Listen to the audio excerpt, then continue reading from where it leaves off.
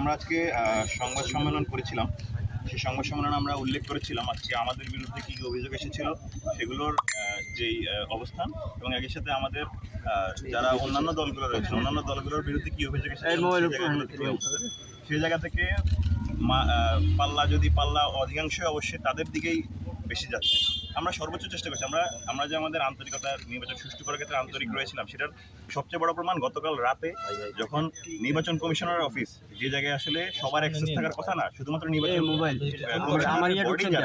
তারাই শুধুমাত্র সেখানে অ্যাক্সেস পাবেন, সেই জায়গায় যখন প্রাক্তন শিক্ষার্থীরা থাকেন, বিন্দুপন্থী শিক্ষকরা সেখানে থাকেন, সেই জায়গায় স্বচ্ছতার কত বড় প্রশ্নবিদ্ধ হয় সেটা গতকাল রাতে আমরা প্রশাসনকে কিন্তু অবগত করেছিলাম এবং সকাল থেকে বলেছিলাম যে পোলিং এজেন্টগুলো যেন ভালোভাবে নিযুক্ত করা হয়, পোলিং এজেন্টগুলো যেন যথাযথভাবে কার্যক্রম করতে পারে এবং নির্বাচন অনেকগুলো জটিলতা ছিল, ব্যালট পেপার অতিরিক্ত না রেখে ব্যালট পেপারগুলো যেন যতজন শিক্ষার্থী রয়েছে ততজন শিক্ষার্থীর জন্য রাখা হয়।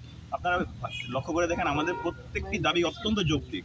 আমরা কোনোভাবে আমাদের গোজামিল রাখিনি, ফাঁক ফকর রাখিনি। আমরা চেয়েছি একটা সুষ্ঠু নির্বাচন হোক। আমরা বলি না আমরা জিততে চাই।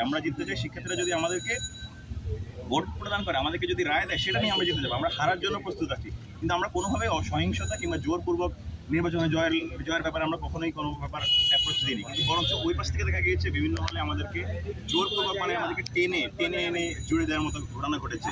তারা গিয়ে ভোট কেন্দ্রে গিয়ে হট্টগোল করেছে, সামান্য নখের কালি আধা ঘন্টা ধরে পাওয়া যাচ্ছে না, সেখানে গিয়ে বলা হচ্ছে যে নির্বাচন কারচুপি হচ্ছে।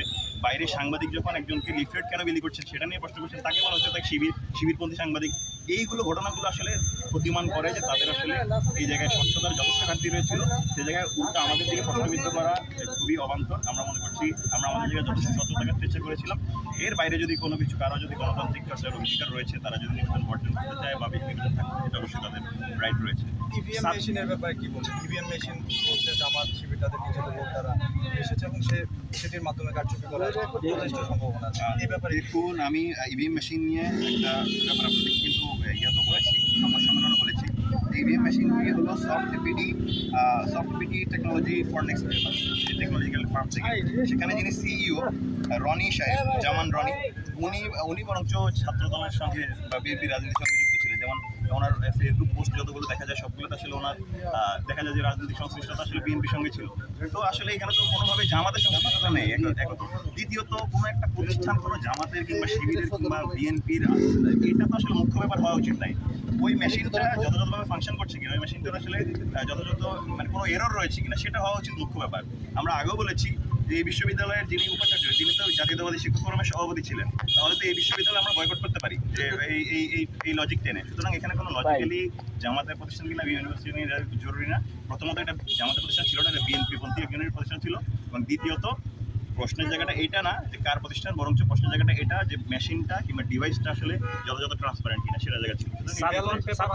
ছাপিয়ে রেখেছিল ছাত্র শিবির, এরকম একটি অভিযোগ এসেছে। এটি সম্পূর্ণ প্রযুক্তিক একটি ব্যাপারে কোনো আমাদের তথ্য নেই। এবং বরঞ্চ আমরা শুনেছি গতকাল রাতে ব্যালট পেপার নিয়ে অনেক চেষ্টা করা হয়েছে, কিন্তু এগুলোর ব্যাপারে আমাদের কোনো যৌক্তিক প্রমাণ না থাকে আমরা অভিযোগ আনি। সেক্ষেত্রে আমাদের ব্যাপারে এই অভিযোগটা আসলে খুব একটা নির্বাচন বর্জনীয় আমাদের অবস্থান পরিষ্কার। আমরা নির্বাচন অবস্থান করছি। নির্বাচনের সকাল থেকে আমরা চেষ্টা করেছি আমাদের সর্বোচ্চ ধৈর্যের পরিচয় দেওয়ার। নানা রকম অপপ্রয়াসের চেষ্টা করা হয়েছে, আমাদের অনেক ফাঁদ পাতা হয়েছে। আমরা যথেষ্ট শান্ত থাকার চেষ্টা করেছি।